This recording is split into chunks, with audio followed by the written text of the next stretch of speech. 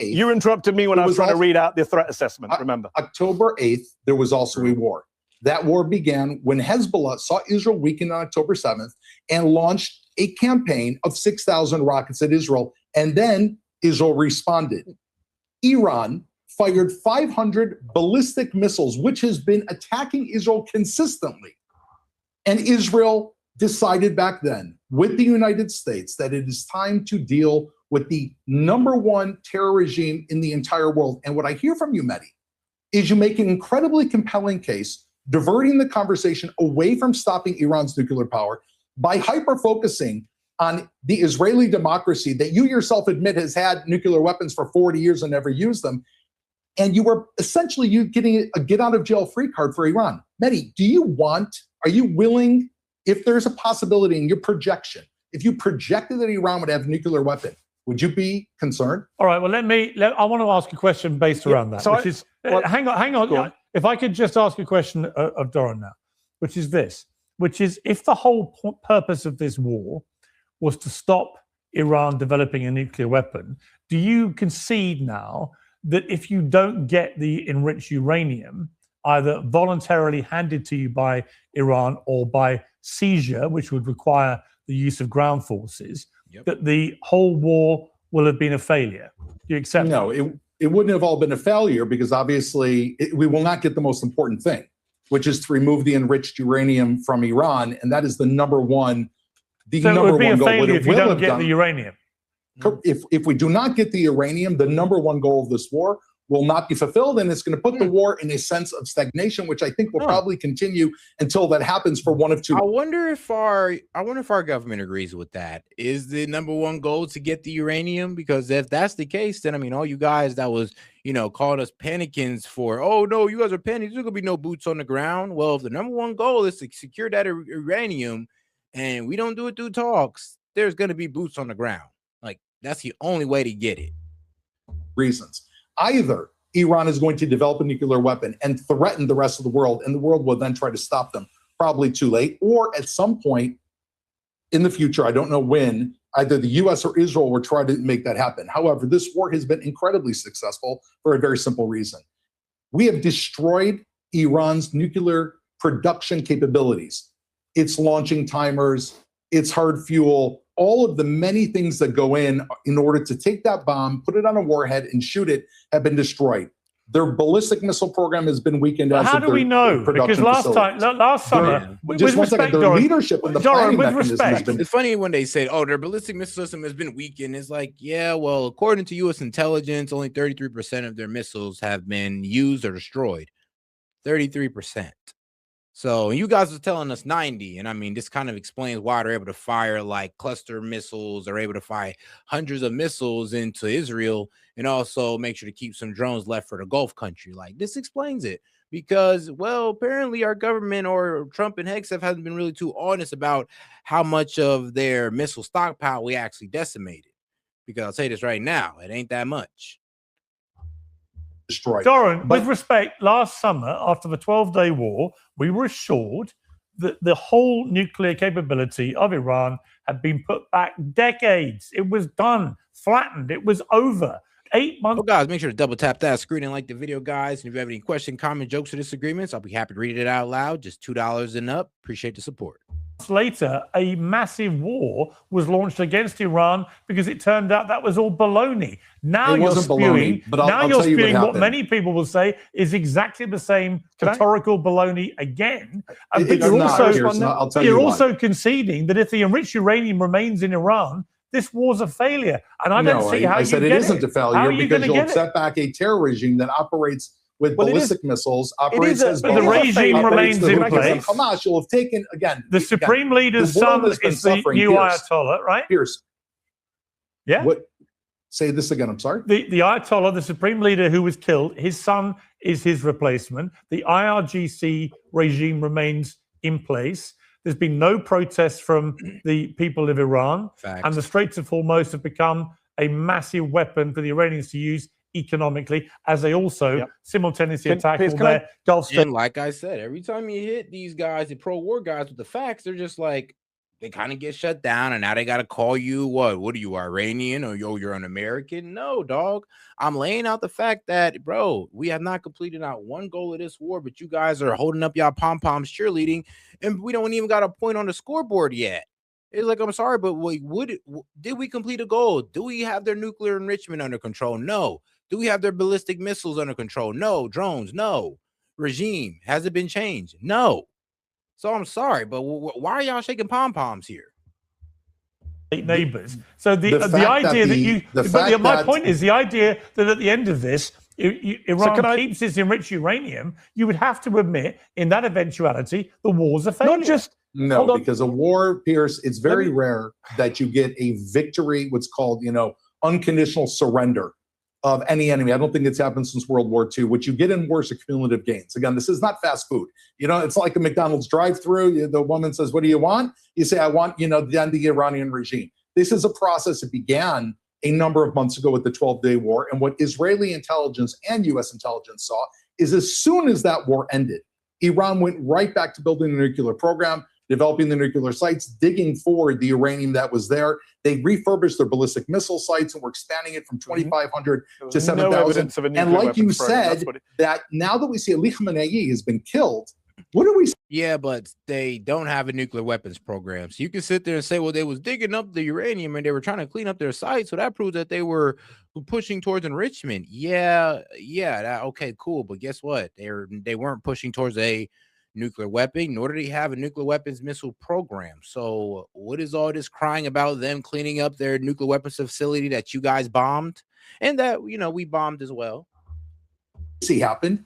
They have not reformed. They put in another member of the exact same family, meaning this regime is evil. So you have done this. Now. Hold on. Can I actually say Mehdi respond to stop them, Pierce? It's the idea of good Mehdi's response, please.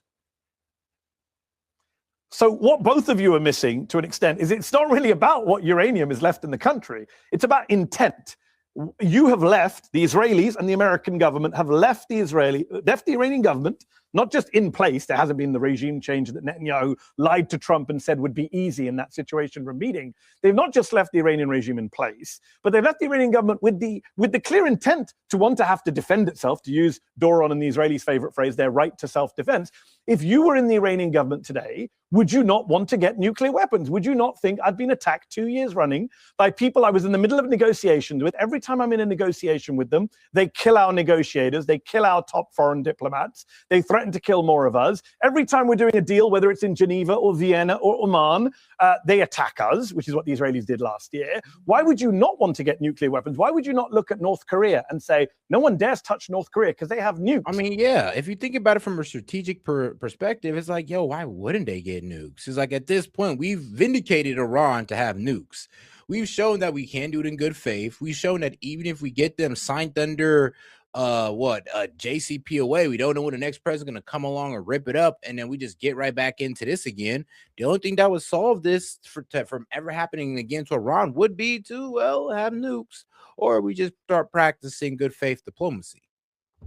Why would you not listen to Doron speaking on Piers Morgan saying, well, we didn't sign the NPT, so we don't have any obligations not to have nukes? Why wouldn't Iran say, well, we're going to pull out of the NPT, we're going to do what North Korea did, and we're going to do it because the world saw us get illegally attacked 2 years running? Doron asked me, do I want Iran to have nuclear weapons? No, I'm anti-nuclear weapons. I'm not like you. I don't support nukes and have a secret nuclear weapons program. I supported the JCPOA, which in the very first paragraph, Iran affirmed never to build nuclear weapons, which said that Iran could only enrich to 3.67%, which got rid of a lot of their highly enriched uranium. You, the Israeli government, Netanyahu, stopped the JCPOA, wrecked the JCPOA. You helped Iran enrich to 20 and then 60. You brought us to this situation, the Israeli government and the Donald Trump administration. So don't lecture the rest of us about nukes when you have nukes and you've now incentivized Iran to get nukes. Every year, I know a lot of people are going to disagree with this, but yeah, this bad face diplomacy that we've been practicing, attacking Iran during negotiations and all this wild stuff, is like, that's going to push them more towards a nuke. And I'm not saying that they're going towards one. I'm just saying I wouldn't be surprised they just rush towards it because we've kind of showed them that you really can't trust us, and we vindicated North Korea's decision to push towards a nuke no matter what the world was saying, because they've seen all through the Middle East. I mean, remember Kim Jong-un's father said it. He's like, look, we're making this nuke to make sure that we still have this regime around, because if we don't have nukes, then we're going to get taken over or regime change like these guys out there in the Middle East. And we're seeing that the only thing that's stopping America from touching you is having a nuke. And North Korea realized it, and they went straight ahead towards it. Hopefully Iran doesn't choose the same thing. No doubt about it. There is a resolution. 20% Let me just finish my point, Doran. You and Piers spoke for a very long time. Let me finish my point. You said you don't like interruptions. I'll finish in a moment. The UN General Assembly votes every year to have a weapons of mass destruction free zone in the Middle East. Iran votes for that resolution. Everyone in the world votes for that resolution. 2 countries don't vote for that resolution. That is the US and Israel, because Israel wants to be the only power. Well, Iran doesn't have nukes, and you do. You are so naive, Mehdi. It's unbelievable. Listening to you, you can't even tell. You can't even tell. I mean, like I said, though, it is kind of funny. The country with nukes that are, not legally recognized. Yes, Israel's nukes are not legally recognized. They're illegal nukes. They're not supposed to have them. So the country that got basically illegal nukes is telling the country who don't got nukes that they can't have nuclear weapons, even though the country that do got nuclear weapons have, preemptively struck this country twice, without this country hitting them first or anything. The country with nukes hit the country without nukes twice, but they're the ones saying that the country without nukes is a nuclear threat. Wow. Okay, man. And did people actually buy this? That's the crazy part. You can't even tell the viewers today whether Israel has nukes. Iran. You can't even say one statement. Mehdi, you're defending Doran, why should anyone believe anything you say? The hidden nuclear program. No, I'm not actually. Nuclear program is Iran. It's Ali Khamenei. That's your leader. No, the US disagree with you. And the IAEA. I mean, there's no evidence. Which one are you? Because you're defending. You sound like Mehdi Khamenei. See, that's what I'm saying. They can't get down with the facts. You start bringing up the IAEA. You start bringing up the fact that Iran was not seen as an imminent threat, was not marked down as an imminent threat. There's no nuclear, no 90% of nuclear enrichment, no weapons program, none of that. And when you bring that up to them, all of a sudden, who are you speaking for the Ayatollah? No, I'm bringing the facts to you to let you know that this war is BS. Well, at least the reason we're fighting is BS. I mean, there's no evidence. Which one are you? Because you're defending. You sound like Mehdi Khamenei. We're a nice program. We vote against nuclear weapons. Of course, we just want go for racist insults. In 2014, that's all you have left. We already had 20% enriched uranium. I mean, who are you speaking as? An American citizen? And yes, hold on. You're going back to 2014, Doran? 2014. Who are you speaking as? You're speaking as the Israeli military. And it was reported before the JCPOA. Exactly. And when did the JCPOA get signed, Doran? Do you know what year?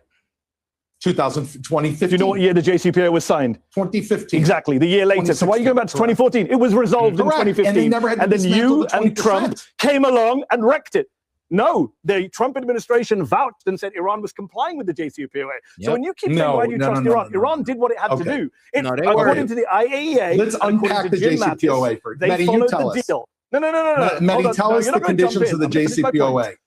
I'm going to tell you what happened under the JCPOA. No, tell me about what does the JCPOA say? You know, tell us all the truth. I do know, and it said that Iran can enrich to 3.6%. They got a certain amount. I think it was like a 400 kilo stockpile they're allowed to keep of that 3.6% in uranium. So, yeah, that's what's about. Oh, yeah, and they had to also let weapons inspectors on there. Remember, yeah. So we actually had a pretty good knowledge of what was going on when it came to their nuclear weapons program. And for some reason, you guys didn't like that because, well, you've seen that, well, we can't go to war with Iran if we know what's going on inside of Iran. We're trying to paint them as a nuclear threat. So you convinced Trump to get out of the JCPOA. You put back the sanctions back on Iran, and Trump commits to more acts of aggression towards Iran. And by 2021, Iran's at 60% enrichment. And if you don't know the acts of aggression, I'll say it again. I said it multiple times. When he imposed sanctions back on Iran, which was the whole reason why they even got up under the JCPOA, he designated the IRGC a terrorist group, and he killed General Qasem Soleimani. All of this was done from 2028. Yeah, my bad, not 2028. 2018 to, well, today. or my bad, but 2020. So this is the reason why Iran has progressed towards this, well, enrichment, towards 60% enrichment, because we kept on showing aggression. AKA, if we didn't never got out of that JCPOA, Iran would have still been under that 3.6%. And why do we know that? Because we had inspectors all in there, and we'd have known they were going to be up to something, because they'd have had to kick the inspectors out. So that'd have been the first red alarm already. And we lost that when we got out of the JCPOA. I'm telling you now, the JCPOA allowed Iran to enrich at 3.67%. When did they start enriching to 20%? When you and your friends in the Israeli government and Donald Trump tore up the JCPOA. Jim Mattis, a general in the American military, who was defense secretary, not under the JCPOA. No, they did not. As every IAEA inspector vouched for. What do you think happened to that 20%? By the way, Doron, what enriched uranium does Israel have? Because the IAEA aren't allowed. I mean, yeah, the 20% at that time, they enriched it because we killed General Soleimani. And we labeled the IRGC a terrorist group. So, yeah, bro, that's the reason why our acts of aggression keeps pushing Iran closer and closer to a nuke. For some reason, we don't get that. We think that more aggression is going to help. Into Israel. So why do you tell us? You say we're naive. Everyone watching again. You're comparing about Israel your own country's with Iran, nuclear weapons. Which is yes, morally, I am. Which is I'm comparing the country that has attacked, which is 6 morally countries. Insane. Israel's not closing the Straits. I mean, it is morally insane when you can sit here and you can compare Iran to Israel, and Iran looking like the nice guy. I mean, Iran has never invaded nobody. If anything, Iran's been invaded. So, I mean, Iran hasn't expanded their borders. I mean, Israel has. Israel's invaded other countries. They've expanded their borders into other countries. So when you kind of compare the two, I ain't gonna lie, Iran sounds like the good child right now. Why? You're worse. True. I mean, they're under the non-proliferation treaty. Israel's not. They don't got no nukes. Israel do. I mean, I'm sorry, but who sounds like the more compliant nation to you? I mean, damn, we could fearmonger all we want, but when we look at the facts, though, kind of sounds like Iran plays better with the world than Israel do. You're morally worse Israel's than Iran. Not funding You're morally worse than Iran. You bombed Israel 6 doesn't countries. Target Marines. You bombed 6 countries. Israel does not target Marines 6 countries last year. Hezbollah or Hamas. You bombed or 6 kill its countries. own people in the streets, even though you think it does. Israel you just is an murdered children in Lebanon last week. Doron, your military just killed 300 people in a single 10-minute span last week. You blew up children in strollers. You killed a 1-year-old at a funeral. You killed 300 people in Lebanon in one day last week. That battlefield, you filled Mehdi? up the hospitals. You bombed. You guys did. You guys did. When you invaded southern Lebanon, yes, you guys created that battlefield. Actually, you broke the ceasefire twice, actually 3 times with Lebanon within a year. Like, bro, Israel was under a ceasefire with Hezbollah, and they broke that ceasefire 3 times. Like, they just don't care. They would have sit back and act like, oh, well, who started the war? You did. Y'all was under a ceasefire. You broke it out of nowhere. Who created that battlefield? You did. You violated the ceasefire with Hezbollah 15,000 times. Yes, you violated the ceasefire. Anyone over there? 15,000 times, according to the Hezbollah. That was Doron, I know you don't like facts, right? But you haven't brought a single fact. Iran ceasefire was with Hezbollah. Like, that's the wild part about it. The ceasefire was with Hezbollah, but yet you guys kept attacking, and you kept attacking Lebanon and getting innocent civilians caught up in it, like just like y'all did last week. So it's kind of crazy how we just sitting here in front of us as if we don't know about Israel's wild ass history of conquest. 15,000 ceasefire, and they killed them in cold blood. Israel Why did you violate the ceasefire? Southern Lebanon, please move out of the way so that we can actually kill Hezbollah. And no, Pierce had on. Then why did you kill 300 people in 10 minutes? Why did you carry out Lebanon's October the 7th last week? You know what? It's not about you. It's not. Why did you carry out Lebanon's October the 7th last week? Salah Maknouk was on. Why did you kill 300 people? And I think you should listen to what he 300 said. people you killed. On Pierce's show, and he spoke. Do you not feel ashamed that your military massacred 300 people in 10 minutes? How do you sleep at night? I'm sure it is true. I'm sure it's true. Many Lebanese people would like Hezbollah gone, but it's also true that many Lebanese people right now are running terrified for their lives because of the bombing raids over them. A million people displaced from their homes by Israel. Yeah, 1 million people has been displaced, and Israel said that they don't want them to come back. I mean, ain't that crazy? Look, so Israel pretty much displaced 1 million people, innocent civilians, and now are telling them, yeah, well, you can't come back either because we're now just about to take all this land. Let me see if I can go ahead and I can find the map of their deal, because it was absolutely insane what I was looking at. I was like, yo, these guys really want to take southern Lebanon, and they really don't care. Like they're upfront about it, and they're telling us right to our face, yo, we're gonna annex southern Lebanon, and the world is gonna watch us do it. A greater Israel is gonna form right before our eyes, guys. Place from their homes, and there's a horrible familiar pattern that follows what happened in Gaza. Pierce, if we don't displace them, then I go on the show and we're accused of killing civilians, right? And if we do displace them, then we're accused of displacement. You told them they can't come back. Wait, don't lie, Doran. Don't gaslight us. You've told them they can't come back. That means it's ethnic cleansing. Question for you.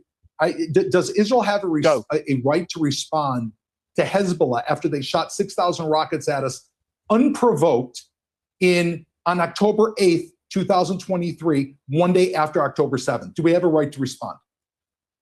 Unprovoked? Any country has a right to defend itself. Of course it does. Israel have Lebanon have a right to defend itself from Israeli invasion? Israel has a right to defend themselves, you do, but unprovoked? I mean, look, y'all had every right to defend yourselves against those attacks, but to say unprovoked, like, do you not know who Hamas's allies are? Like, you're attacking one of their allies. One of the reasons that they attack you is because they also stand up for the Palestinian plight. So, of course, they were going to attack you because you're attacking their allies, which you had every right to defend yourself against, of course. Like, hey, fair is fair. Oh.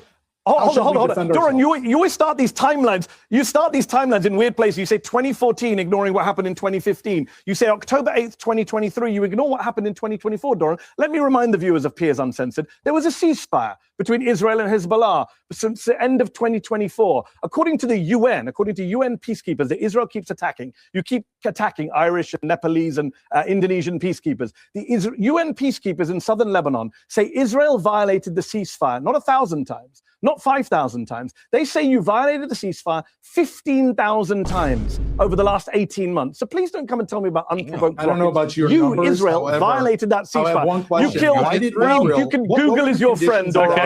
400 people. There was one basic condition. You can't just say I don't know my numbers. We've run out of time. From the UN. We've run out of time. I'm sorry, we've run out of time. You murdered 300 people last week, including a baby at her father's funeral. I'm going to leave. You murdered 300 terrorists last week, and I think those are your 300 terrorists. No, bro. You murdered 300 innocent civilians that were not terrorists. You barely got any Hezbollah, be honest with you. You mainly killed civilians. Okay. A 1-year-old baby is a terrorist? I think that speaks volumes about your view of Arabs. The 1-year-old baby was put in harm's way because Hezbollah. I'm going to leave it there, gentlemen. At a funeral? I appreciate you joining me. We've run out of time. So thank you both very much. I appreciate it. Thank you, Pierce. And all right, guys, we're going to go ahead and end it on that one right there, guys. And make sure to double tap that screen and like the video, guys. Appreciate the support. And if you want to go ahead and send any thoughts, questions, or comments before I go ahead and head out, feel free to. In the meantime, I'm just going to go ahead and close out real quick from a word from our guys over there at Kalshi, guys. Make sure you tap into that deal with Kalshi. Use my promo code SETMedia when you sign up with Kalshi to get that $20 when you trade 20. So you get 20 back when you put $20 in. So make sure to go ahead and take advantage of that deal at Kalshi with my promo code SETMedia. And let's see here. Make sure I didn't miss any super chats. All right, no super chats on this one, so I ain't got to read nothing. All right, bet. So no question, comments, or disagreements. Anybody want a voice in the super chat? If not, forever hold your silence. All right, perfect. I'm glad I explained everything so well then. All right, guys, I'm about to head out on this one, man. I appreciate you guys for tuning in, man. Make sure you guys double tap that screen and like the video. Hit that icon above. Subscribe to the channel, guys. We do this every day, so come on in on the live. Make sure you turn that bell on to catch all the shorts that I'll be dropping later on today from this live. So if you missed it, you'll be able to catch it through the clips. All right, guys. This is Set with Set Media, and I will catch you on the next one. Peace. Yo, this is Set with Set Media, man. I'm here to talk to you about our partner, Kalshi. Kalshi is the largest legal prediction market in the United States with over 1 million users. It's available in all 50 states. They are a real money market. People trading on what they think will happen. You can build a position and trade in and out of almost any prediction you think. Kalshi facilitates trade between people, kind of like the stock market. There's no limiting your trades just because you're winning. Kalshi will pay you interest on your position. So if you make a long-term trade, you can earn a return even before the market is resolved. If you want to try out Kalshi, go ahead and give them a try, guys, at my link, kalshi.com/setmedia. Get $20 when you trade 20, so it's 20 for 20, guys. Once again, that's kalshi.com/setmedia. Go ahead and use my code setmedia to get $20 when you trade 20. Let's go ahead and take a look here at Kalshi, because like I said, it is a trading market where you can put in your prediction and you can go ahead and earn interest on that. You can make money off the knowledge that you know, and if you put $20 in, you get $20 back. So all right, guys, make sure to go check out my guy at Kalshi, because you can get in on good trades like who will Trump nominate as Fed chair, will Ali Khamenei be outed as the supreme leader, and will the U.S. confirm that aliens exist before 2027? So if you want to get in on this action, once again, go ahead and go to my partners at Kalshi. Go ahead and use the link, or you can hit the QR code above and use Set Media to go ahead and get $20 when you trade 20. This is Set from Set Media, and shout out to Kalshi.